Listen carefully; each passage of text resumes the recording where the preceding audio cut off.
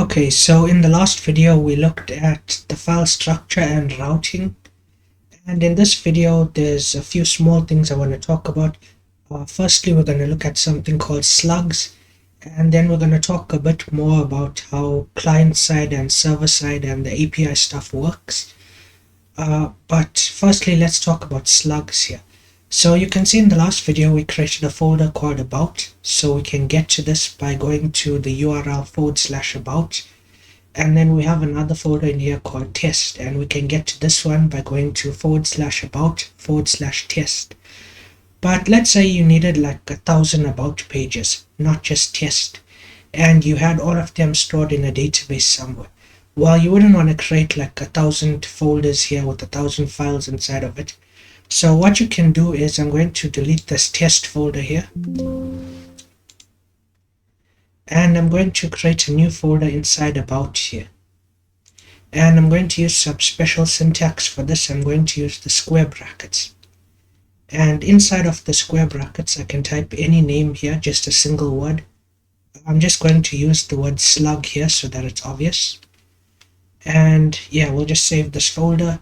Again, we need the square brackets around the name here, and I'm going to create a page inside of it, so page.tsx. And okay, we just need to basically do the normal stuff here, so export default function.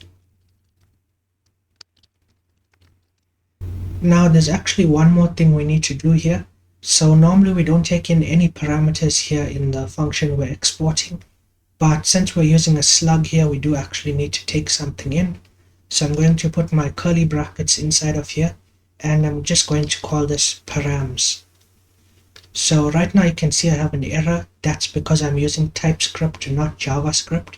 And when you use a variable like this in TypeScript, you need to specify what type it is. So up here at the top, I'm going to declare an interface, and I'm going to call it mySlug. So an interface is basically a type. We can use it to specify what's inside of these params. So here I'm going to say params, and I'm going to use my colon here, and on this side of the colon we need to specify what type it is. So inside of params there's going to be an array, and inside of that there's going to be something called slug. And if you're wondering why it's called slug, it's because that's what we named it here between the square brackets. So if you wrote something else here between the square brackets, you need to write that name here, and then we use our colon again, and this is of type string. Okay, so I hope that makes sense to everyone. We have params here, so that's why we use the keyword here, and inside of it we have a thing called slug, and it's of type string. And the reason why we write the word slug here is because that's what we named it here. So okay, if that makes sense to everyone, let's move on. So next to these curly brackets here, we need to use our colon again, and now we need to pass in our type, which is mySlug. So now we have this params object, which is of type mySlug. And now let's just return this. So return, and now we're going to do an h1 tag, and we're just going to put the slug inside of here. So I'm going to use my curly brackets. By the way, the curly brackets is how you inject JavaScript code into this HTML. And if you're wondering how that works, this is not actual real HTML. This is something called JSX. And that's why when we use class here, we don't type class like in HTML. We need to type class name. So there's some subtle differences between JSX and HTML. And inside of these curly brackets here, I just want to print out params.slug. So if we save this and we start up our site now, which it's already running, we can go to /about, / and now we can literally write anything here. And if you notice here, it says the word anything here. If we go to a different page like /about, /Theo, it will now print out Theo here. So you can see we now have access to whatever URL the user typed in here, and it can handle any page that we add in here. So that's what slugs do. It makes your website really reactive, And again, you could use this to query something in a database. So if you are taking, for example, a number in as a slug here, you could then query that ID in the database to go get some data, bring it back, and then print it out here. And this is good for making something like a catalog where you have a lot of products, but you don't want to make one page for each product. So you just take in the product ID as a slug here, and then you go get that from your database, and you just have a template form here that you can fill out with the data that you get from your database. Okay, so now that we know how slugs work, there's one more thing I wanted to talk about in this video, which is how client-side versus server-side works with NextJS and React. And if you remember from the last video, I said that all pages render on server side by default. Now what that means is if we go back to our home page here, we can do something like import useState at the top here. Our useState is a React hook. We went over it in the React playlist.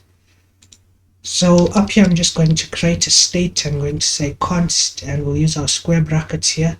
And I'm going to call this test and set test. So if you don't remember how it works, test is the variable we're creating and set test is the function we use to update the variable. So I'm just going to set it equal to useState here, and by default I'll give it the value of false. Now if I save this and we head back to our page, we're actually going to see an error here, and that's because it says that this is a server page, so it's being rendered on the server, not on the client. And we can only use React hooks on client pages. So to fix this, what we need to do is at the top here, we need to use a string and we need to say use client. Now this will fix it, so it works here, but we're now rendering this on the client side. That means everything that's here is being sent to the client, the browser. So now we've lost access to some server features. So on this page, we can't do things like use private keys that we don't want the client to see. So for maybe you needed to use an API key in here and you didn't want that to show on the user's browser because they're going to steal your API key and so on. Now by using this use client at the top, you've lost that functionality. So yeah, you need to be careful of where you're using React hooks and this use client thing. And yeah, you basically need to design server pages without using React hooks. Now there is one exception to this. If we created a component separately, we can make only that component use client and make the main page not use client, and that would work as well. But yeah, that's just something you have to be careful with.